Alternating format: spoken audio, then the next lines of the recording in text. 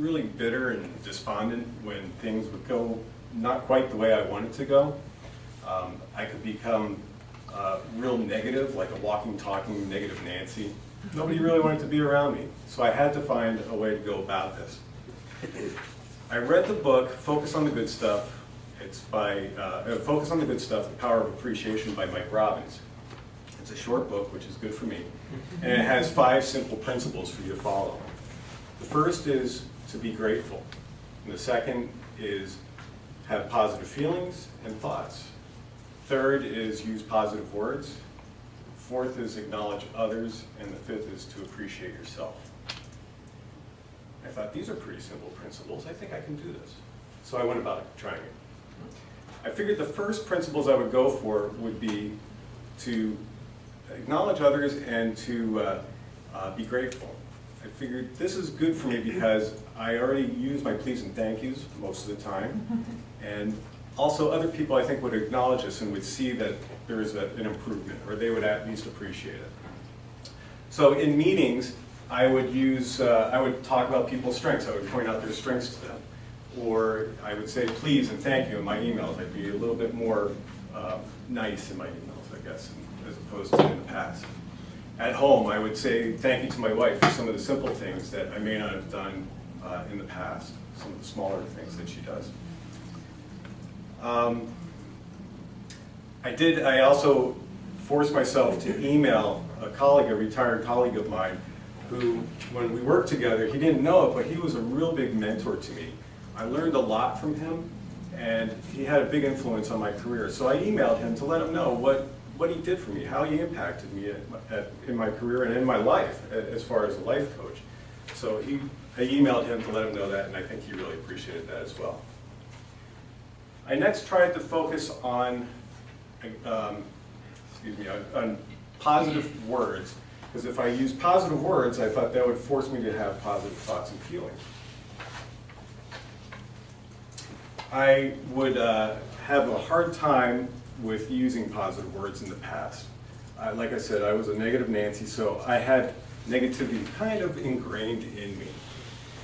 I forced myself to stop and think about what it was that I was about to say and make sure that it wasn't going to be negative. I would change words like not to something that would be more positive. I would try not to use words like wasn't or don't, things like that, and turn it into something a little bit more positive. I also had a lot of self-deprecating humor, so I said I gotta cut that out because it's not helping me anything, and nobody else really likes it. You know, it's not something that I think other people really enjoy.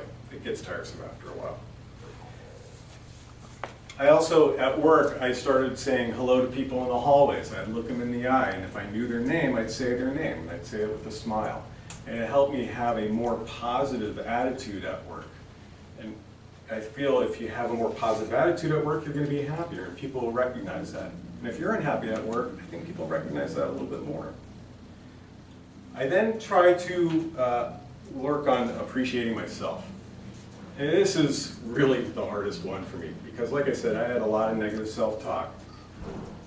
And I had some issues that I needed to work out as far as appreciating the things that I did have. So I started to look at what I was doing.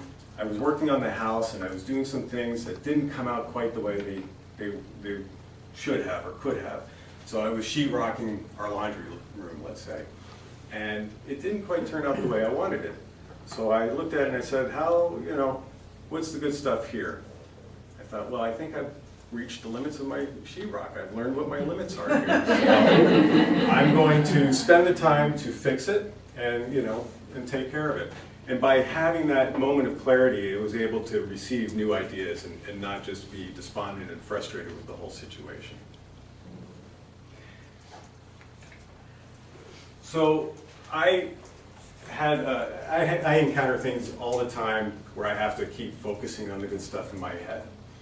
The other week, I had a situation at home where it really challenged me. My son and my wife were going out for an appointment, and they left out the back door. A couple of minutes later, Charlie comes walking in by himself. He says, "Dad,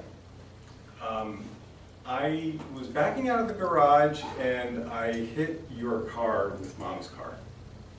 So I thought, oh boy, what's the good stuff here? Both cars are damaged. I said, I thought about it for a long time, and I said to myself, you know what, no one got hurt. They're just cars, they're still running. They're minor damage, it wasn't too bad. Charlie gets to learn how to fix this mistake, and this is, you know, what you get for having teenagers for drivers in the house. This stuff happens.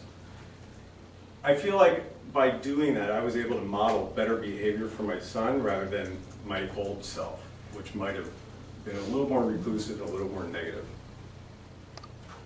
I'm certain other people in this room encounter these kinds of situations as well.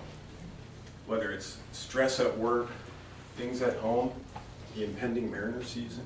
These kinds of things can put you in a sour mood.